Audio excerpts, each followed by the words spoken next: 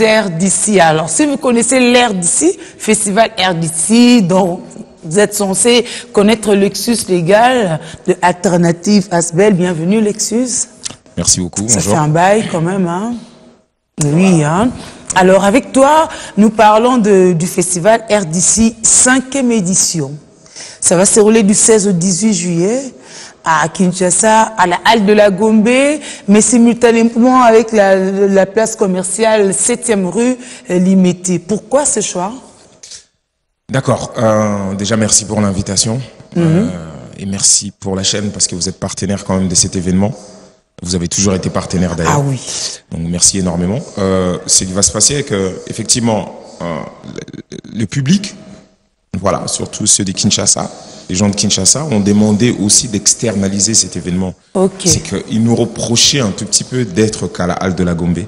De faire trop francophone seulement, hein. Bah, après ou de faire trop ville. Ouais, peut-être ça, parce que francophone c'est un peu autre chose, mais bon.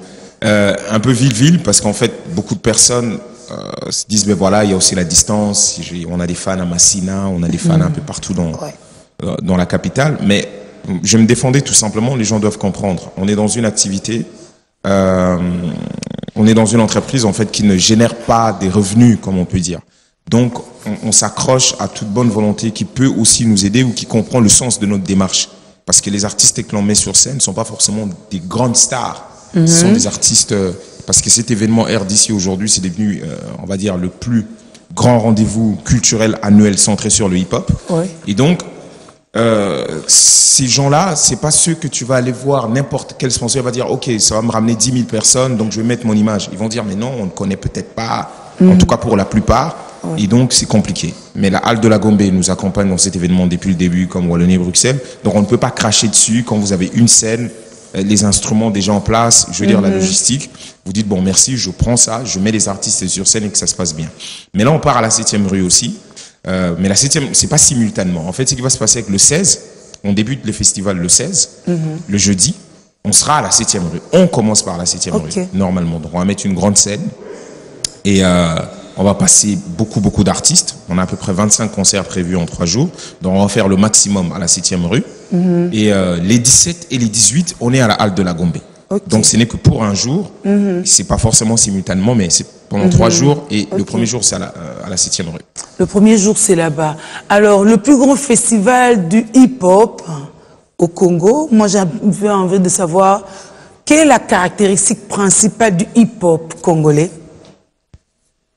Bah, si on donne en termes de caractéristiques, on ne va pas dire, elle n'a pas forcément quelque chose de spécifique que d'ailleurs, que le fait de pouvoir se dire que ben voilà, aujourd'hui, parce que c'est une culture, aujourd'hui, ce qu'on a réussi un tout petit peu de faire, c'est faire en sorte que cette culture-là soit mieux comprise, je veux dire, par le peuple congolais. Aujourd'hui, on est intégré. Pourquoi? Parce qu'on a fait en sorte que ces éléments qui au départ étaient africains, on va dire, partis donc américains, revenus au Congo, que ça ne soit pas une contradiction avec le Congolais. Aujourd'hui, en termes de discours, les artistes hip-hop, je veux dire d'obédience rap, parlent beaucoup du Congo. Ils parlent beaucoup de leur vécu au Congo, de leur malaise, de joie qu'ils peuvent traverser, de problèmes qu'ils ont au Congo. Aujourd'hui, ça rappe beaucoup aussi en lingala, en swahili, en kikongo, je veux dire, par rapport à nos langues. Donc, ça fait déjà une spécificité. Pour nous, les autres, on fait encore un travail énorme sur la musique pour rendre les sonorités pour qu'on ne soit plus trop éloigné des sonorités congolaises, je veux dire le rendre ou les domestiquer ou le rendre vraiment congolais, mais tout en le mélangeant, je veux dire les adapter aussi à la norme locale. Donc voilà, ça c'est quelques particularités, mais il peut y avoir d'autres, mais les plus grandes sont à peu près celles-là. Mais sinon, ça reste le même schéma que partout ailleurs. Le hip-hop est global aujourd'hui, donc on ne peut ramener que cette partie et dire que ben voilà, ça fait un peu congolais parce qu'on travaille sur ça. Voilà.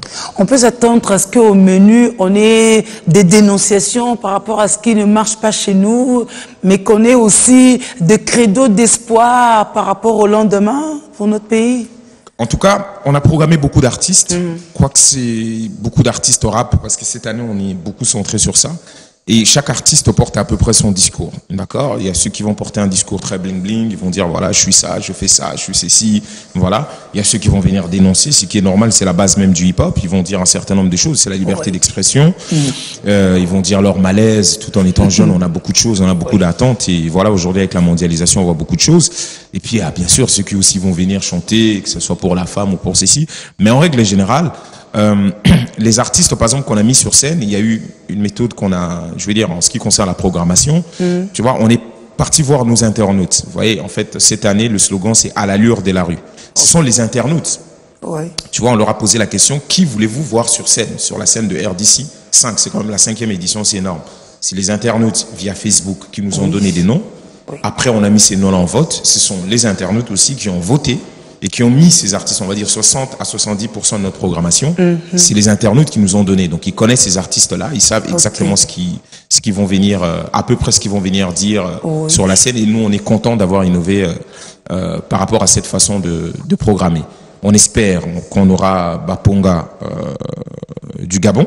Oui. On espère qu'on aura Blue Crex du Bénin. On espère qu'on aura Jules Tagiawa du Gabon. On espère qu'on aura Chaye de la France. Parce qu'en fait, le festival a 3 axes. Il y a l'axe militant, il y a l'axe pédagogique et puis il y a l'axe festif.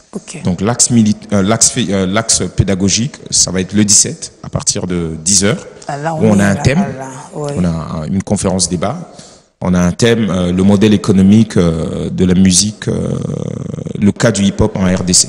On va débattre, on aura des invités de choix, on espère avoir Jules Tagiawa du Gabon, on aura le prof Yoka d'Elina, si tout va très bien, on aura Narcisse Baya de Basix, on aura nassandé.com, Monsieur Bienvenu Kitoutou. En tout cas, que beaucoup de gens viennent, on espère toujours qu'on va organiser ça le 17. Et puis la partie festive, c'est exactement cette partie où on a programmé autant d'artistes et beaucoup de danse. Il y aura beaucoup de danse. Il y a un grand concours de danse. Les gens viennent voir. Et puis, il y a la partie marché. On va vendre beaucoup de CD des artistes congolais. En tout cas, que les gens viennent, quoi. Ça va être intéressant. D'accord. Des CD des artistes congolais, c'est intéressant. Des discussions et tout ça, c'est intéressant par rapport au hip-hop congolais. C'est très, très intéressant. Alors, un dernier mot, c'est une invitation, c'est une motivation. En tout cas, invitation cordiale à tout le monde. On commence les 16, on espère qu'on va y arriver. Je sais que peut-être aujourd'hui les banderoles, notre partenaire aussi en communication mettra les banderoles dans la ville si on reçoit toutes les autorisations et comme on peut. On va avoir tout ça. Peut-être que, voilà, je sais que la diffusion du spot... Oui, lui on assure, il n'y a pas de problème. Et là, si tout va très bien, on va devoir continuer. Donc, on est là le 16 à la place 7e rue à partir de 15h. On va démarrer, comme ça on pourra terminer vers 20h, 21h, si tout va très bien. En tout cas, Yann Kouete va s'assurer de ça. Et le 17, les 18, les 17 à 10h à la halle de la Gombe, on a la conférence débat pour parler de ce que je vous ai dit tout à l'heure. Voilà le modèle économique de la musique, le cas du hip-hop en RDC. Comment pallier, vous avez beaucoup d'artistes qui viennent chaque année, mais il n'y a pas forcément l'argent qui sort de cette culture. Comment pallier à cela? Et le soir du 17, on a beaucoup de concerts et concours. Les 18, on va terminer aussi à la halle de la Gombe à partir des 18h avec beaucoup de concerts et concours de danse, vente des CD et exposition graffiti. Claude Toumba sera là, il va venir agrémenter aussi, donc venez nombreux, ça va être intéressant. Alors, bon succès à la 5e édition du festival RDC. Merci beaucoup. Et à très vite, Lexus. Merci infiniment. À l'allure de la rue, Racine Alternative présente Festival RDC 5 du 16 au 18 juillet 2015. Gros, ça va être puissant. Célébrer le hip-hop. Festival RDC 5, c'est plus de 25 concerts. Du battle hip-hop dance avec 16 meilleurs crews de la capitale. Expo graffiti, vente de CD et DVD, conférence débat. Jeudi 16 juillet 15h, concert populaire avec le meilleur MC du moment sur la place commerciale 7e rue Limété. Vendredi 17 et samedi 18 juillet, ça se passera à la halle de la Gombe à partir de 17h.